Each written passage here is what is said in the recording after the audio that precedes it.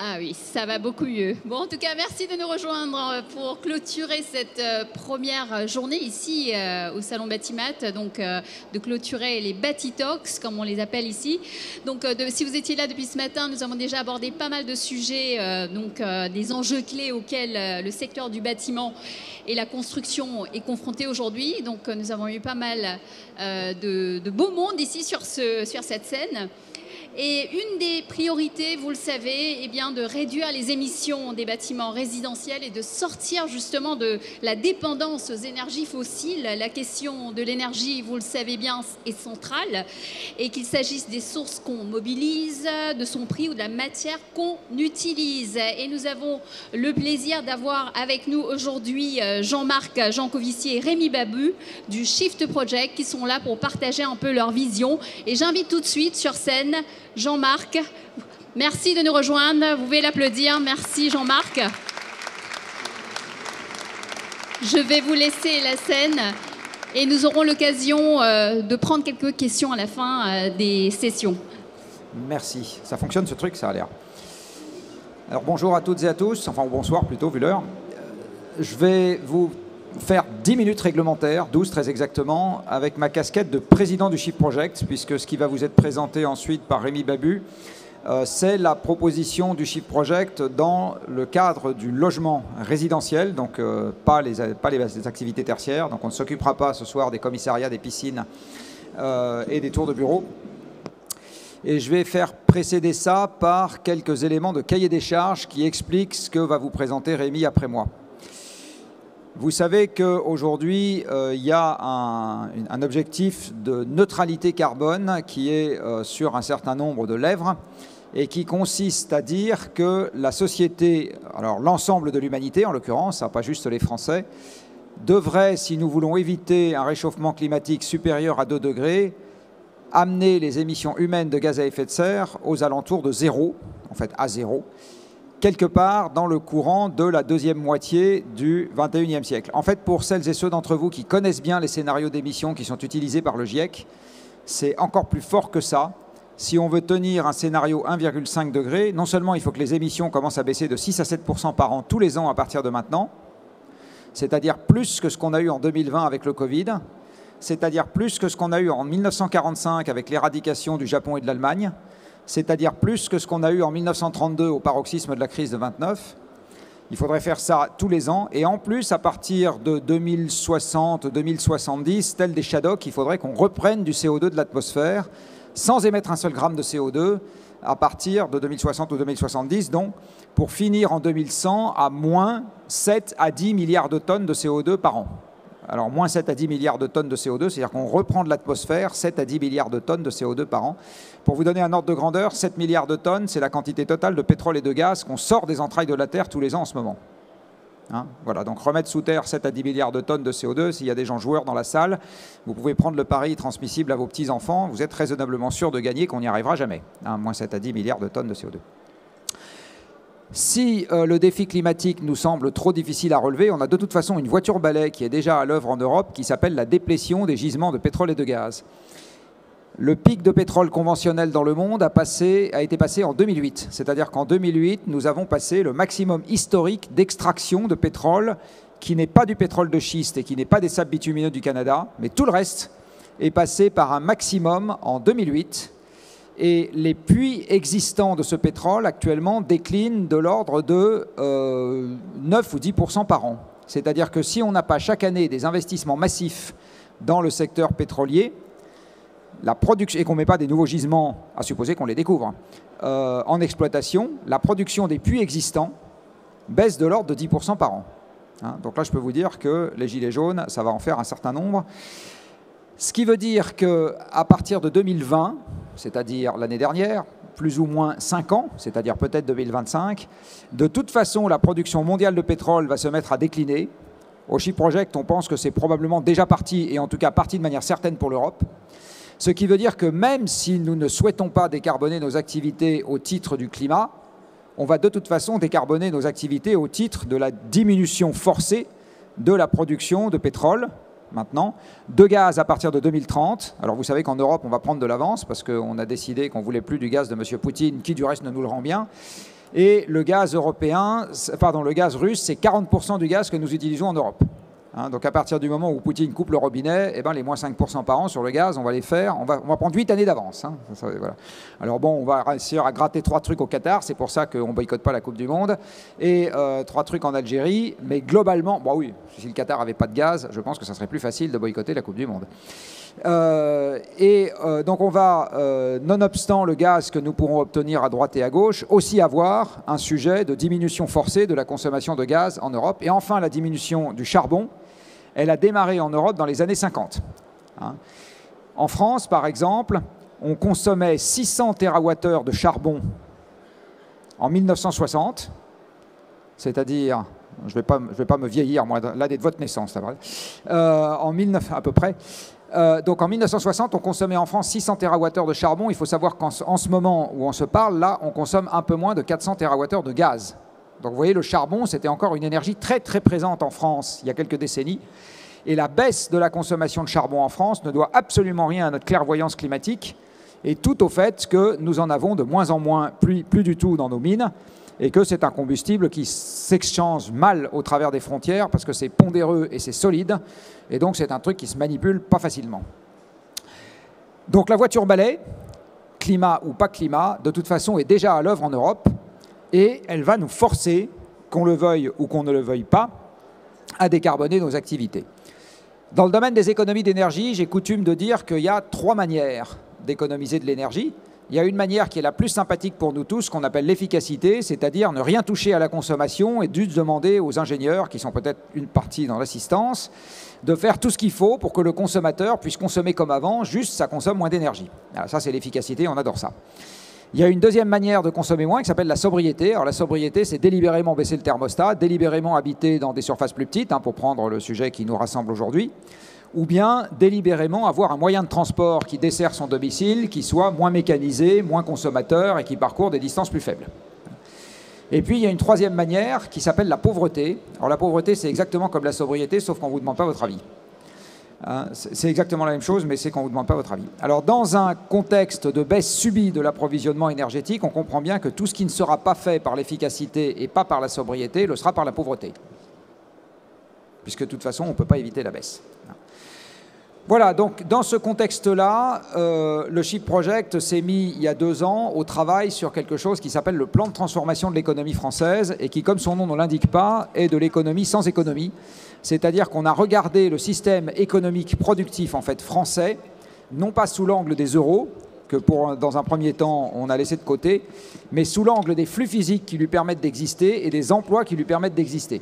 Donc si je prends l'exemple de la construction, le secteur économique de la construction, nous, on ne l'a pas vu avant tout comme des euros, on l'a vu avant tout comme du sable qu'on extrait de sablières, des graviers qu'on extrait de gravières, du calcaire qu'on extrait de carrières, des combustibles fossiles qu'on met dans des fours à ciment, du coke qu'on met dans les hauts fourneaux, des camions qui vont et qui viennent pour charrier tout ça, et des gens qui travaillent pour construire des logements, pour les entretenir et pour y installer l'électricité ou réparer la plomberie, si jamais votre conjoint n'est pas disponible pour faire ça.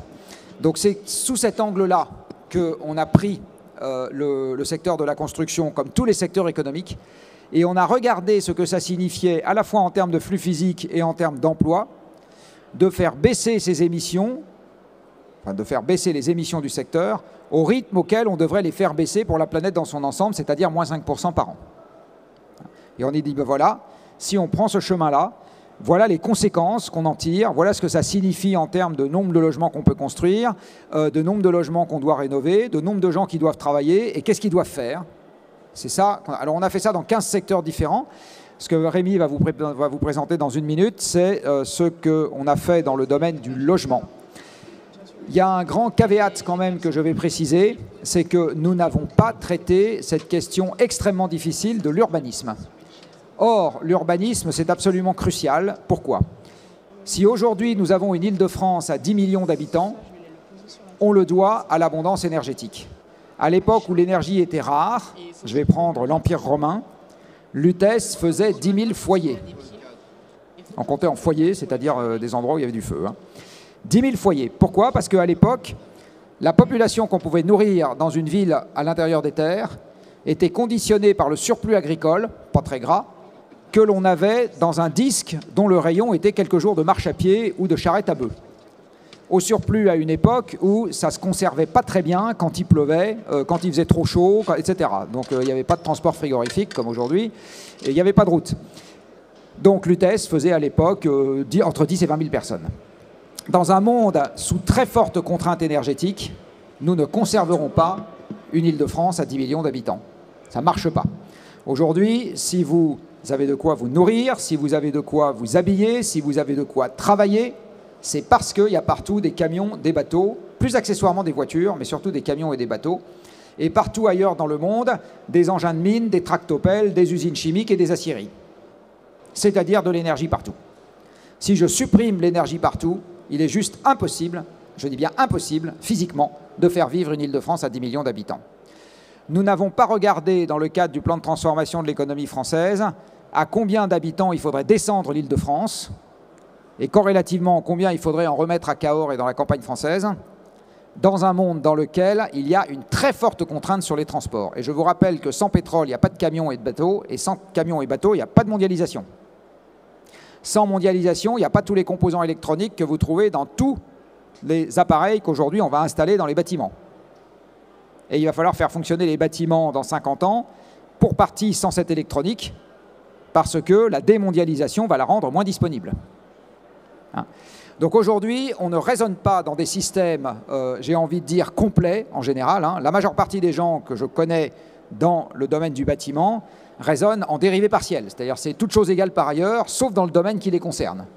Mais évidemment que ça va bouger partout en même temps. Voilà. Donc c'est ça la condition limite, j'ai envie de dire, très importante qu'il faut garder en tête, c'est que si par exemple l'Île-de-France doit redescendre à 3 millions d'habitants, il y a plein de logements, c'est pas la peine de les réhabiliter, il faut les retourner au gazon. Ce qui pose des questions intéressantes de savoir comment on indemnise les gens qui y vivent aujourd'hui et à quel moment est-ce qu'on fait ce genre de truc. Et si on ne le fait pas, qu'est-ce qui se passe ? Aujourd'hui, il y a zéro prospective sérieuse dans ce domaine-là, puisque bien évidemment, la croissance perpétuelle va payer vos retraites. Mais je ne suis pas complètement sûr que ça va se passer comme ça. Voilà, donc je vais maintenant passer la parole à Rémi. Alors Rémi, son cahier des charges, c'était moins 5% par an sur les 5 ans qui viennent. Donc c'est la France, c'est la transformation, c'est un mandat présidentiel. Et c'était à ça qu'on lui a demandé de réfléchir.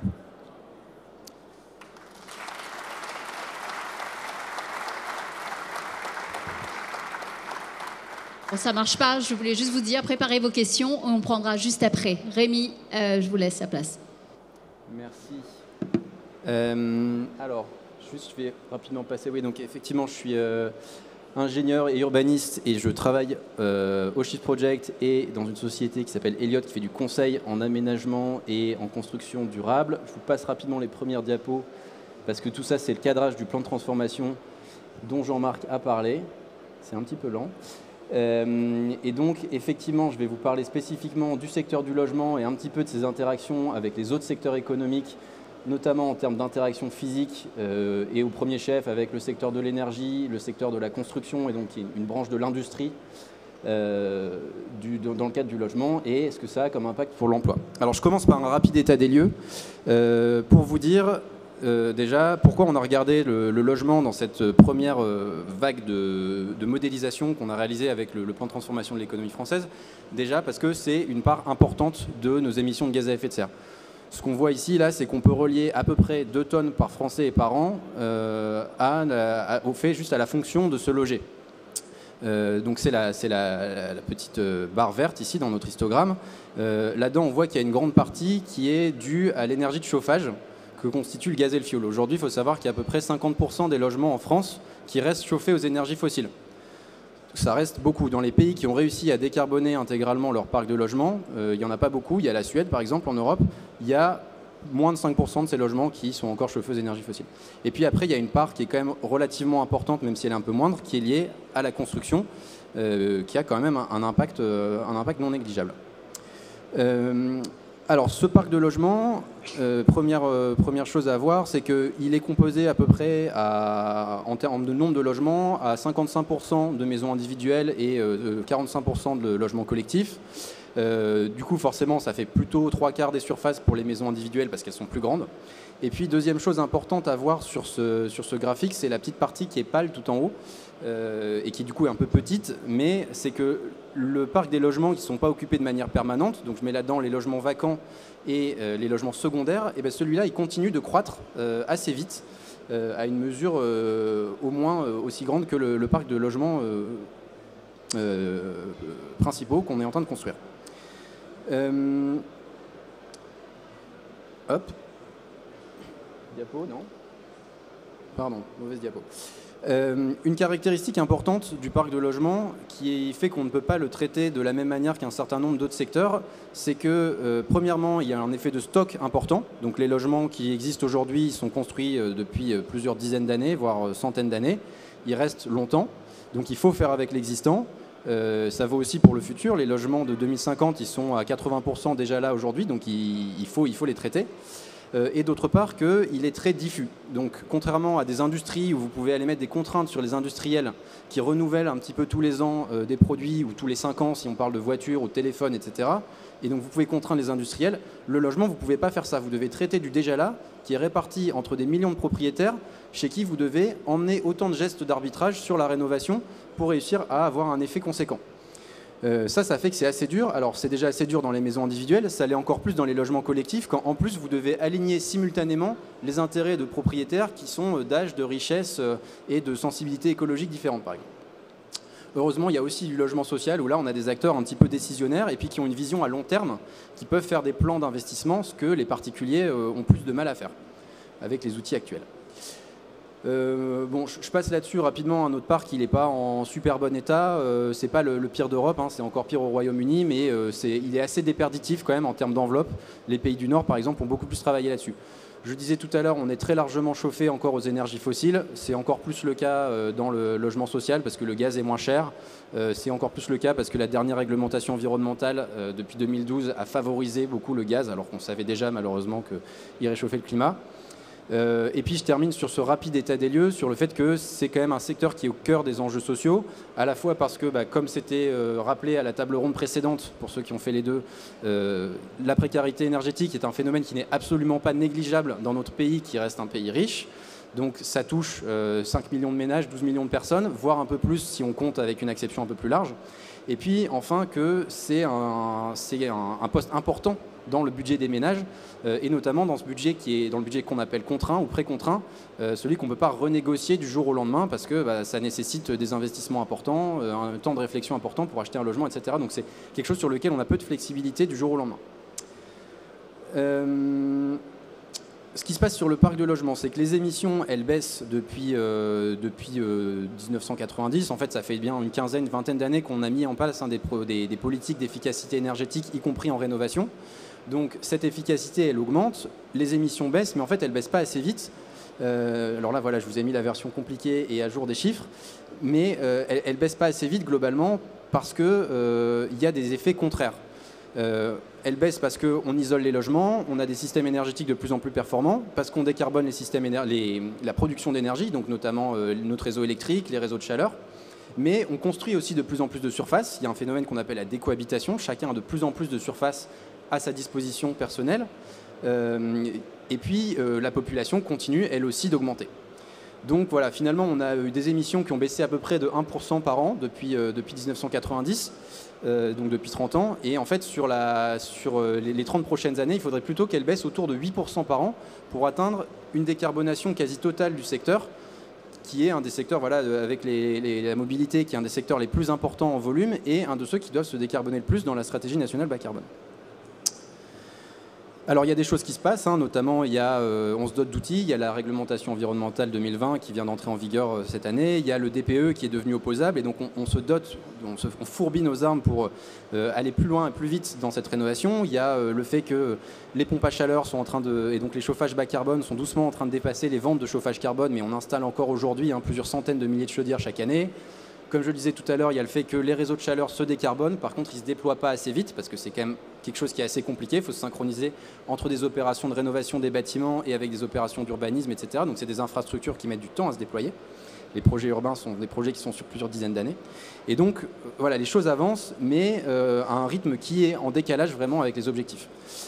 Et enfin, dernière chose, c'est qu'il y a des impacts qui vont au-delà du carbone, hein, notamment sur les impacts, j'en parlais tout à l'heure, sur les impacts sociaux, même sur les impacts environnementaux. On a aussi ce sujet d'artificialisation des sols qui est de plus en plus présent, qui commence à être réglementé. Et il faut pas, on parle beaucoup des entrepôts Amazon, etc., mais il ne faut pas oublier que le premier déterminant de l'artificialisation des sols, c'est le logement. Et en fait, la maison individuelle, à elle toute seule, aujourd'hui, elle fait à peu près 50% de l'artificialisation des sols chaque année. Voilà, donc ça, c'est les choses qu'il ne faut pas oublier dans ce grand état des lieux. Je passe là-dessus. On n'a pas beaucoup de temps. Alors maintenant, je vais vous présenter rapidement 4 axes de travail qu'on a proposés avec le plan de transformation de l'économie française pour décarboner le secteur du logement.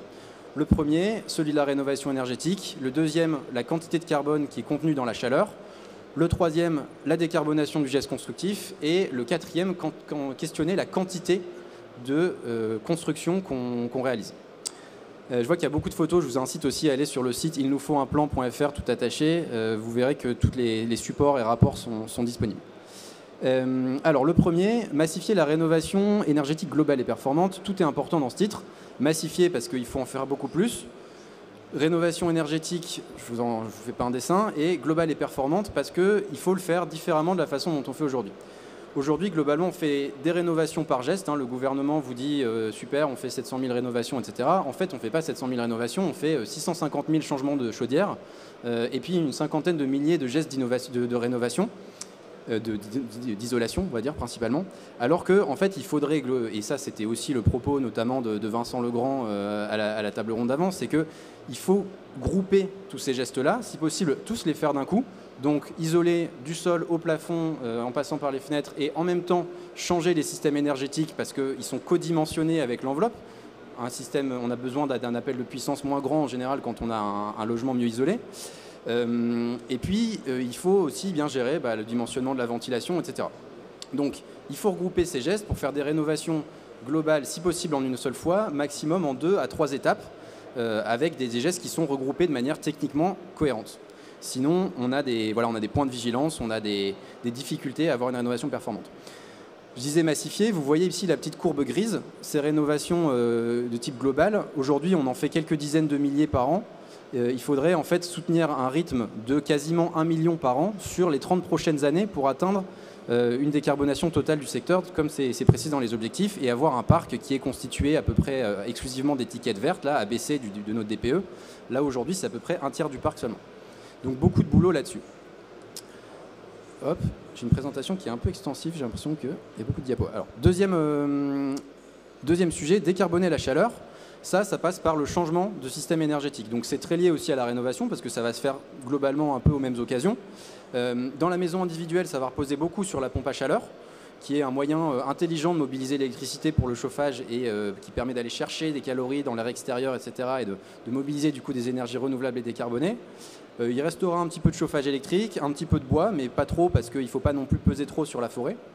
Dans le logement collectif, ça va être un petit peu différent. Ça va beaucoup reposer, vous voyez ici la grosse inflexion sur la courbe orange, ça va beaucoup reposer sur les réseaux de chaleur urbains notamment, un petit peu sur la pompe à chaleur, un petit peu sur le bois aussi et sur l'électricité. Et vous voyez qu'il va rester un petit peu de gaz. Le but, c'est dans 2050 de plus du tout utiliser de gaz fossile parce qu'on veut être neutre en carbone. Donc il faut qu'on puisse utiliser que du biogaz. Et pour ça, il faut limiter la quantité qu'on en utilise parce qu'on va en avoir besoin pour pas mal d'autres usages. On va avoir besoin aussi de biocarburants pour l'aviation, tout le monde en veut. Donc là où on peut les substituer, il faut le faire et dans le logement, c'est possible. Donc on va essayer de comprimer au maximum cette bande grise. Vous voyez qu'elle disparaît complètement de la maison individuelle et qu'on en garde un petit peu dans le logement collectif, là où c'est parfois plus compliqué techniquement de le changer. Voilà, donc tout ça, ça nous permet quand même d'effondrer les consommations en énergie fossile, de garder principalement des consommations de bois et d'électricité, de limiter les consommations de gaz et à terme, ça nous permet d'avoir une trajectoire de décarbonation. Donc là, c'est globalement les émissions de carbone que vous voyez d'ici 2050 avec la trajectoire qu'on a, qui sont à peu près compatibles avec la stratégie nationale bas carbone. C'est important de voir là qu'on a cette courbe exponentielle décroissante qui correspond à notre rythme de -5, alors en l'occurrence plutôt -8% par an d'émissions de gaz à effet de serre sur le logement, et qui permet de s'attaquer très vite notamment aux passoires énergétiques et aux logements où on va retrouver beaucoup de précarité, et donc d'avoir une baisse aussi très rapide dès le début. Vous voyez que les petits paliers bleus là, de la stratégie nationale bas carbone sont un petit peu linéaires. Nous, on pense qu'il vaudrait mieux aller attaquer, cibler d'abord les logements les plus énergivores, ceux qui sont équipés aux énergies fossiles, pour déjà avoir moins d'émissions dès maintenant, et donc moins d'émissions à horizon 2050, et puis aussi avoir le temps de se roder sur ces opérations où on va avoir des rénovations plus rentables avec un meilleur payback. Alors ça, c'était pour la partie traitement du parc existant. Sur la partie construction neuve, on a donc la décarbonation du geste constructif en lui-même. Je parle de construction et de rénovation. Donc, sur la partie construction, c'est ce qui est encadré à partir de maintenant par la RE 2020. On a une trajectoire qui n'est pas trop mal avec la RE 2020. Vous savez que tous les 3 ans, les paliers de la quantité de carbone qu'on a le droit d'émettre par mètre carré construit diminuent. Et donc ça, c'est vraiment une bonne chose de faire ce genre d'annonce par calendrier, puisque tout le secteur est en train de se mettre en branle et tous les acteurs font leur stratégie pour savoir comment ils vont devoir construire dans 3, dans 6, dans 10 ans pour correspondre à la loi. Et donc ça leur permet de phaser leur investissement, etc. Ça, c'est le genre de logique qu'il faudrait adopter aussi sur la rénovation, y compris en disant, voilà, en telle année, on interdit les logements F, E, D, etc. Pour que tout le monde ait le temps de se préparer. Donc cette RE 2020, elle est plutôt pas mal à ce niveau-là, et puis en plus elle a le bon goût d'avoir une trajectoire qui est à peu près compatible avec la stratégie nationale bas carbone. Ce que je rappelle par contre, c'est que la rénovation consomme quand même beaucoup moins de gaz à effet de serre, et émet beaucoup moins de gaz à effet de serre, et consomme beaucoup moins de matière par mètre carré construit. Donc elle est quand même beaucoup plus sobre en matériaux. Et deuxième chose que je rappelle, c'est que les émissions de gaz à effet de serre dans la construction neuve, même si elles sont peut-être un peu surestimées, c'est des données qui sont en train de se construire, mais globalement, elles sont liées à un nombre limité de matériaux qui sont très carbonés, en l'occurrence le béton et l'acier, qui, juste par leur process de fabrication, émettent beaucoup de carbone. Donc ça veut dire que globalement, il va se passer quoi? Il va y avoir des modes constructifs qui vont être plus variés, un petit peu plus de bois, un petit peu plus de matériaux géosourcés, etc., entre différents bâtiments. Et puis au sein d'un même bâtiment, on va avoir la conjugaison de plusieurs types de modes constructifs, notamment typiquement le bois fonctionne bien avec des matériaux un peu inertiels géosourcés comme la terre crue, etc., pour garder du confort d'été. Côté des isolants, pareil, on va peut-être avoir un peu plus de diversité, un peu plus d'isolants biosourcés, mais pas que, parce qu'il y a d'autres isolants qui sont déjà bas carbone, comme la laine de verre. Et puis peut-être une certaine régionalisation avec de la balle de riz dans le sud, du chanvre dans le nord, de la paille dans la région parisienne. Et tout ça, ça va nous permettre globalement de diminuer un petit peu la consommation de matériaux qu'on utilise. Mais le premier driver de ça, ça ne va pas être la façon dont on va continuer de construire, parce que vous voyez dans le petit graphe en bas à droite qu'on va continuer à garder beaucoup de ciment dans chaque mètre, beaucoup de béton dans chaque mètre carré construit, notamment pour la structure, pour les fondations, etc. La question, ça va être la quantité de construction neuve qu'on construit, et c'est elle qui va nous permettre, avec toutes les mesures d'efficacité qu'on va faire sur la fabrication du ciment, etc., et là je vous renvoie à d'autres travaux du Shift, c'est elle qui va nous permettre d'atteindre les objectifs sur l'industrie de baisse des émissions. Parce qu'effectivement, ces questions d'efficacité et de décarbonation des cimenteries et des aciéries, elles ne vont pas suffire. Alors, donc, comme je le disais, il va falloir se questionner sur la question de la quantité de construction neuve. Et ça, c'est de toute façon quelque chose qui va arriver quoi qu'il arrive, parce que, en fait, aujourd'hui, on a à peu près 250 000 nouveaux ménages chaque année en France, du fait de la croissance démographique et de ce que je disais tout à l'heure, la décohabitation, peut-être plus de divorces, des étudiants qui partent plus tôt, des parents qui vivent plus à la maison quand ils sont âgés, etc. On a à peu près 250 000 nouveaux ménages chaque année. En 2050, on aura à peu près 125 000 nouveaux ménages chaque année, d'après les prévisions de l'INSEE. Et ce que vous voyez aujourd'hui, donc ça c'est la courbe filaire orange là au milieu du graphe. Ce que vous voyez d'autre intéressant sur ce graphe, c'est la petite flèche en haut à gauche qui nous dit que on a certes 250 000 nouveaux ménages chaque année, mais on construit à peu près 400 000 nouveaux logements chaque année. Donc vous voyez qu'il y a un différentiel important. Et ça, c'est lié notamment au fait qu'il y a des migrations. Les ménages aujourd'hui vont plutôt vers des endroits, plutôt, on va dire pour faire simple, des milieux ruraux vers les milieux urbains. Et donc ça nous pose vraiment la question de l'urbanisme que Jean-Marc détaillait en introduction. Est-ce que dans un monde décarboné en 2050, on peut encore continuer à métropoliser comme aujourd'hui ? Et ça, pour le coup, c'est vraiment pas sûr. Et justement, nous, on est plutôt parti donc, de manière prudente, hein, comme dit Jean-Marc, on ne l'a pas encore traité de manière quantifiée. Donc on est parti plutôt sur un scénario business as usual où la construction neuve va baisser, vous l'avez vu sur la diapo avant, en parallèle à la quantité de nouveaux ménages qu'on a chaque année. Ça, c'est le scénario qui est en filaire au milieu, là, en trait continu. Mais vous voyez qu'il y a aussi un scénario en pointillé, là, juste en dessous, où on imagine en fait que, notamment en lien avec nos travaux sur l'agriculture, etc., et sur l'industrie, la géographie économique du pays se modifie, les gens vont réhabiter un petit peu plus dans des logements qui sont aujourd'hui très vacants, notamment dans notre fameuse diagonale du vide, etc. Et que donc, en fait, on a besoin d'encore moins de logements que ce qui était prévu avant. Donc, ça veut dire encore moins d'impact sur la construction, potentiellement, et un peu plus sur la rénovation. Donc ça, c'est des choses qui sont anticipées, mais en tout cas, ce qui est sûr, c'est que le marché de la construction neuve, il ne va pas probablement tenir le rythme des 400 000 logements par an qu'on construit aujourd'hui, voire 500 000 là, en ce moment, jusqu'au-delà de 2035, ou alors ce sera pour de mauvaises raisons, parce qu'on le soutient à bout de bras, mais pas pour répondre à un vrai besoin. Donc c'est une raison de plus pour s'intéresser à la rénovation qui est un relais aussi de croissance, ou en tout cas d'activité pour ce secteur. Et c'est très en lien, j'ai passé la diapo, mais c'est très en lien avec les recommandations qu'on fait sur la mobilité.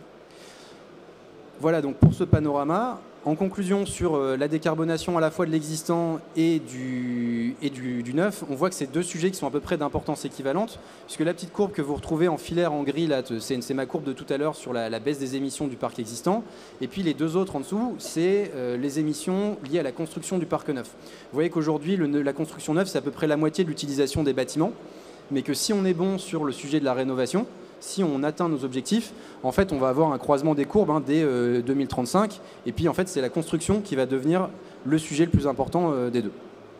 Voilà, donc il y a des efforts vraiment à faire sur les deux en parallèle, et y compris sur la rénovation au bout d'un moment, si on se met à en faire beaucoup en grande quantité. Tout ça, ça devrait aboutir à un parc qui est beaucoup plus sain, où on a éradiqué la précarité énergétique et où les gens sont en meilleure santé, où ils ne se chauffent plus aux énergies fossiles et donc ils sont soumis à une moindre volatilité des énergies. J'ai beaucoup de diapos. Hop, dernière diapo sur la quantité d'emplois et de compétences. On voit qu'aujourd'hui, on a à peu près 900 000 emplois qui sont dans la construction, donc je parle vraiment des emplois manuels du bâtiment, qui sont à peu près moitié-moitié entre la construction et puis l'entretien-rénovation. Avec la trajectoire qu'on propose ici, ça va se rééquilibrer à peu près 75-25. Et donc, ça veut dire que là, pour le coup, pour réussir à avoir une transition juste et qui ne soit pas bloquante pour laisser personne sur le carreau, il va falloir se poser vraiment la question de comment je reconvertis tous ces gens qui aujourd'hui bossent dans le neuf. Et ça va valoir aussi pour les secteurs amont, côté industrie, tous les gens qui aujourd'hui sont ici, exposent. Il y en a certains qui peuvent continuer à vendre dans la rénovation, mais pas tous. Ça va poser la question aussi dans la commercialisation, la promotion, etc. Mais en tout cas, c'est un secteur qui va se réorienter vers l'entretien-rénovation. Et donc, il y aura un certain nombre d'emplois qui vont pouvoir faire la bascule d'un secteur à l'autre. Mais il y en a d'autres pour qui ça va être plus compliqué. Et donc, ces plans-là de reconversion, il faut les anticiper pour réussir à atteindre une transition juste. Voilà, je m'arrête là-dessus.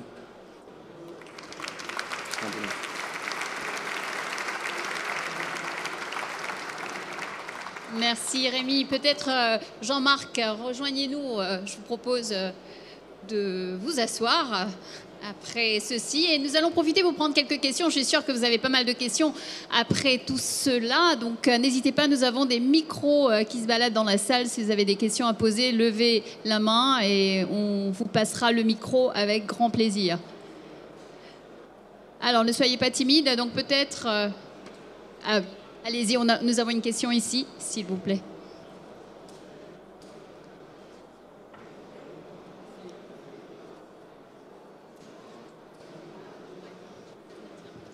Alors, merci pour cet exposé, pour ces deux exposés. J'ai une question à Jean-Marc Jancovici par rapport à l'Île-de-France, à la population de 10 millions. Effectivement, l'analyse, elle est logique, mathématique. Donc, si on garde 3 millions d'habitants en Île-de-France et que les 7 millions doivent aller là où il y a de l'agriculture, et cela peut-être c'est une bonne nouvelle pour les acteurs du bâtiment, parce qu'il faut construire peut-être des logements sobres, mais à Vesoul ou dans le sud ou dans le sud-ouest, etc. Est-ce que cela ne va pas générer un poids carbone par rapport en fait à cette immigration? Comment vous avez regardé ça d'une manière un peu, avec du recul, de ce que ça peut provoquer indirectement par rapport au carbone? Merci. Alors, ça doit marcher normalement. Jean-Marc, non? On va essayer celui-là. Bon, allez, on va partager. C'est pas très Covid, mais on va partager le micro. J'ai dit tout à l'heure qu'on ne l'avait pas regardé. Maintenant, ce qui est sûr, c'est que dans un certain nombre de, comme Rémi l'a dit, il y a eu de l'exode rural dans ce pays. Donc il y a un certain nombre de logements aujourd'hui qui sont vacants ou totalement sous-occupés. Dans un premier temps, on va juste faire le mouvement de bascule dans l'autre sens. Et le problème, à mon avis, dans un premier temps, va moins être de savoir où on met les gens qui vont se retrouver près des ressources. Alors c'est quoi près des ressources? C'est près du sol, près de la forêt, près des chutes d'eau, près de l'espace, enfin voilà, près de toutes ces choses-là. Et près des voies de communication, parce que les voies de communication, c'est là d'où on disposera des ressources venues d'ailleurs. Et le problème va plus être qu'est-ce qu'on fait des gens, qu'est-ce qu'on fait des propriétés dont on n'aura plus besoin là où on les a bâties, et par ailleurs comment est-ce qu'on reconvertit les emplois. Ça va être ça les deux sujets. Je modère un petit peu les propos de Jean-Marc tout à l'heure sans revenir jusque Lutèce. On peut quand même regarder à l'époque où Paris et Londres étaient les capitales du monde et où Paris vivait encore sur sa ceinture maraîchère et céréalière. Et on dépensait encore relativement peu d'énergie fossile, hein. C'était le début, on avait des machines à vapeur, etc. Et pour le coup, le centre de Paris à l'époque était plus peuplé, on avait à peu près 3 millions d'habitants. Par contre, la région Île-de-France était moins peuplée. Donc c'est probable que ce soit plus dans ce genre d'ordre de grandeur-là qu'il faille aller, et pas forcément revenir à 10 000 foyers lutétiens. Mais en tout cas, l'idée est là. Et par contre, sur la question de la construction neuve, en fait, aujourd'hui, on a 10% des logements en France qui sont vacants, 8% pardon, qui sont vacants, dont la moitié qui sont vacants de manière structurelle. C'est-à-dire qu'il y a une partie qui est frictionnelle, hein, c'est le fait que vous n'allez pas relouer tout de suite votre logement quand quelqu'un s'en va, des fois, à part en zone très tendue comme Paris. Et donc, ça veut dire que vous avez plus d'1 million, 1,5 million de logements qui sont structurellement vacants. Donc, on peut déjà aller réhabiter ces logements-là, notamment dans des zones rurales, là où on aurait plus d'agriculture. Donc, les hypothèses là, que vous voyez quand je vous ai présenté, je vous ai dit qu'il y aurait un scénario encore plus bas que celui qu'on a considéré. C'est un peu celle-là, c'est de dire, par rapport à nos travaux sur l'agriculture dans le plan de transformation qui disent qu'il faut remettre 300 000 personnes de plus sur les travaux agricoles, et ben, c'est plutôt ce genre de scénario où ça veut dire qu'il y a 300 000 personnes déjà qui partent bosser directement dans le secteur agricole, mais ça veut dire que l'économie résidentielle des gens qui fournissent des services, tout simplement de commerce, de services publics, etc., ils suivent en partie cette géographie économique-là. Et donc, il y a tous ces logements-là qu'on réhabite, et donc on optimise aussi l'occupation du parc, qui aujourd'hui est vraiment une nouvelle préoccupation des acteurs de la construction. Maintenant qu'on a fait de l'efficacité sur le mètre carré, le prochain horizon, c'est ça. Je vous incite notamment à lire la note qui circule en ce moment de Jean-Christophe Vizier, du CSTB, qui s'est intéressé à la question. Merci pour la question. Est-ce que nous avons d'autres questions, en espérant que les micros marchent cette fois-ci? N'hésitez pas. Bon. Oui, on a une question derrière, s'il vous plaît.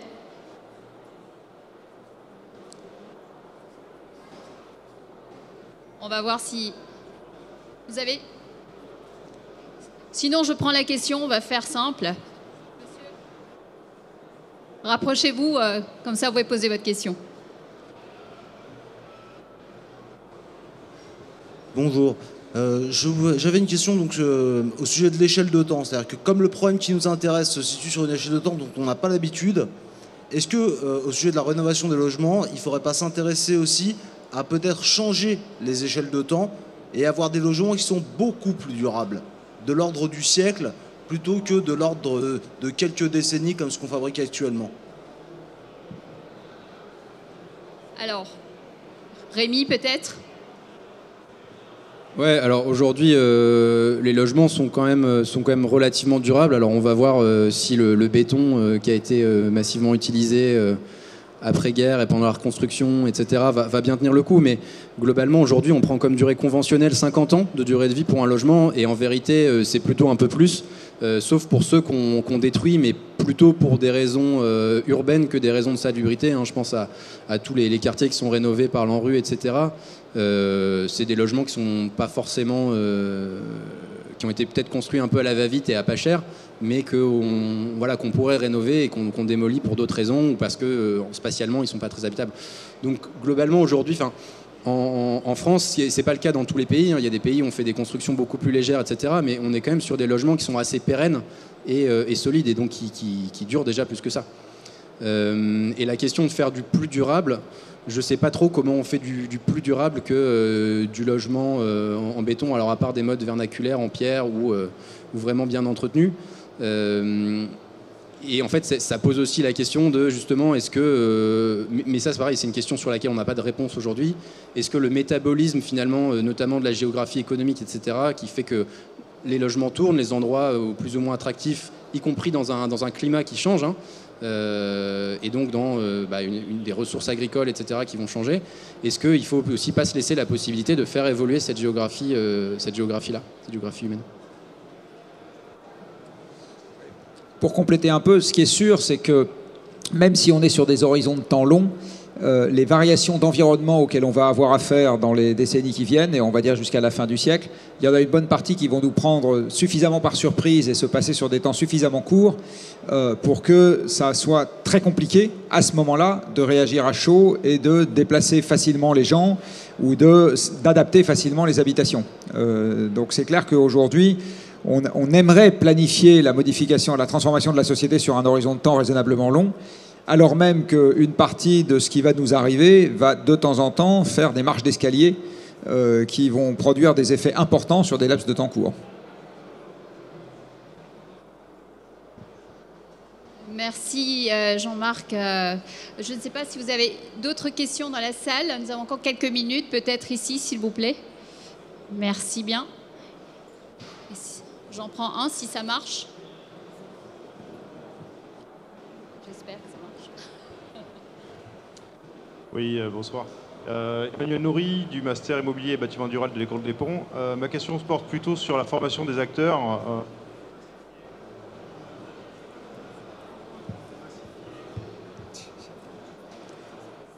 Merci. Voilà, il faut qu'on massifie de manière très importante en fait, la rénovation des bâtiments existants. Pour cela, il faut des acteurs du bâtiment qui puissent le faire. Donc, quel est votre avis justement sur la formation justement, des acteurs du bâtiment? Ouais. Oui, effectivement, là, la courbe qu'on a vue tout à l'heure était quand même assez parlante, hein. En gros, l'idée, c'est quand même d'être en ordre de marche pour tenir ce rythme de 900 000, 1 million de logements rénovés par an sur les 30 prochaines années, d'ici la fin du quinquennat. C'est-à-dire que d'ici la fin de ce quinquennat, il faut faire ça. Si on ne fait pas ça, globalement, on n'atteindra pas, c'est à peu près sûr qu'on n'atteindra pas un nombre de rénovations suffisant pour respecter la stratégie nationale bas carbone.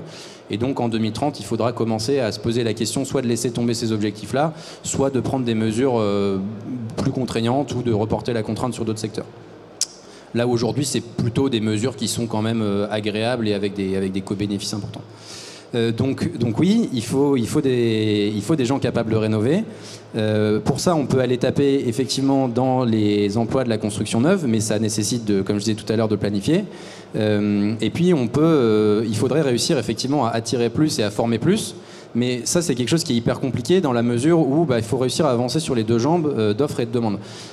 Aujourd'hui, par exemple, dans la formation des corps de métier manuels, les artisans, etc., il n'y a pas vraiment de formation initiale à l'éco-rénovation, par exemple. Donc, comment vous attirez des jeunes qui sont un petit peu attirés par tous ces côtés-là de rénovation écologique? Ils sont d'abord obligés de se fader une formation classique pour ensuite, en deuxième lieu, se faire une deuxième formation à l'éco-rénovation, par exemple. Il y aurait sans doute des choses à faire là-dessus. Et après, vous avez quand même tout un travail à mener à grande échelle au niveau national ou avec les syndicats de filière et avec les pouvoirs publics locaux pour se dire, ces gens-là qui font de la construction neuve, donc là je pense par exemple au constructeur de maison Phoenix qui a fait faillite cet été, est-ce qu'on ne peut pas directement les orienter vers des boulots dans la construction, dans la rénovation, là où ils ont un peu de compétences, et les amener rapidement. Mais ce qui est sûr, c'est que ça va être très difficile de faire ça dans un cadre d'économie de moyens comme aujourd'hui, où finalement les montants qu'on consacre à la rénovation au niveau des aides étatiques sont à peu près 3 fois inférieurs à ce qu'il faudrait faire pour respecter la trajectoire de la stratégie nationale bas carbone, parce que l'idée d'amorcer la pompe en fait et de rendre attractif un secteur, etc., va pas fonctionner si on n'y met pas des moyens conséquents. Voilà. Merci pour la question. Jean-Marc. En complément, 2 ou 3 choses.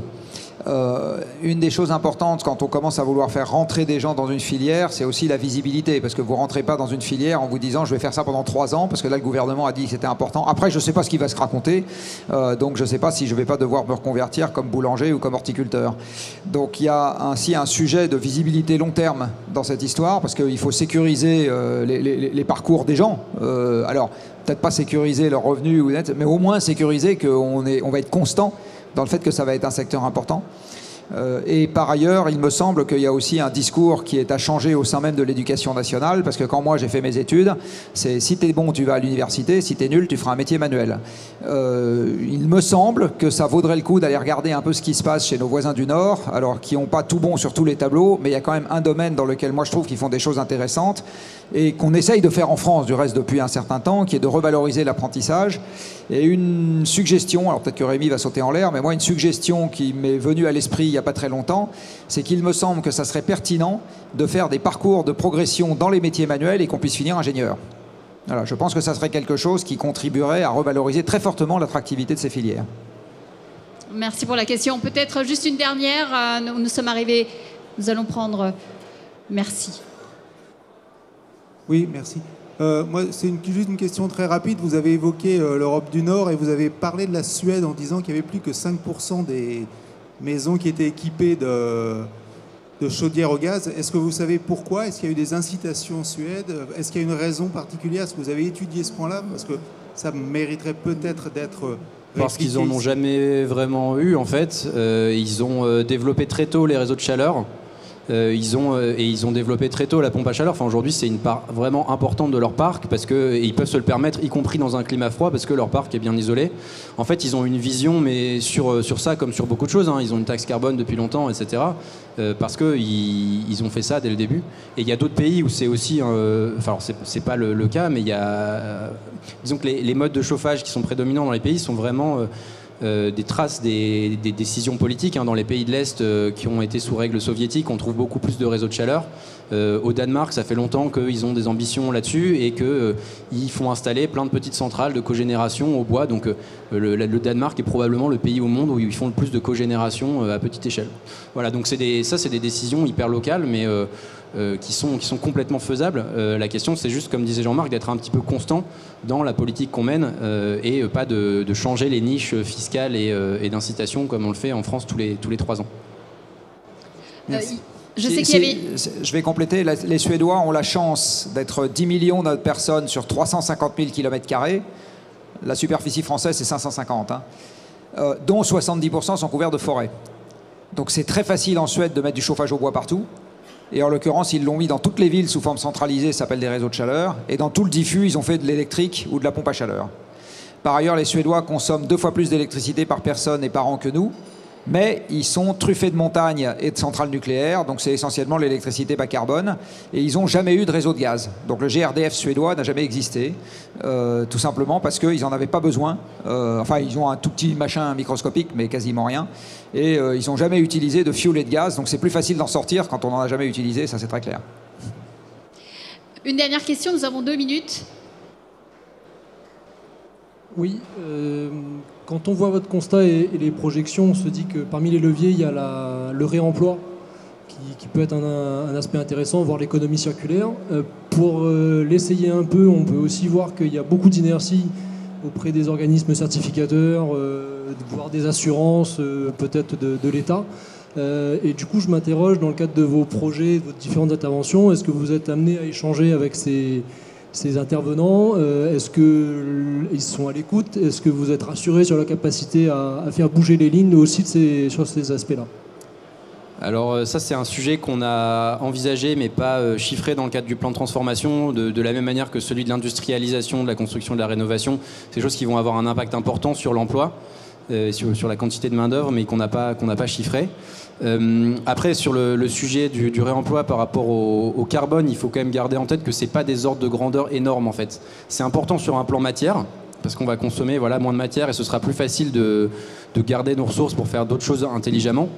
Par contre, sur le carbone, aujourd'hui, si vous allez chercher le maximum du maximum en réemploi, et c'est très difficile hein, sur des grands bâtiments, dès que vous voulez avoir des gisements un petit peu homogènes, vous allez économiser quelque chose comme 50 kg de carbone par mètre carré, à comparer aux 700 kg de carbone par mètre carré d'une construction neuve. Donc c'est pas, et là c'est vraiment le maximum, hein, un truc réaliste ce serait plutôt 10-15 kg par mètre carré, donc on est vraiment sur quelque chose de relativement faible.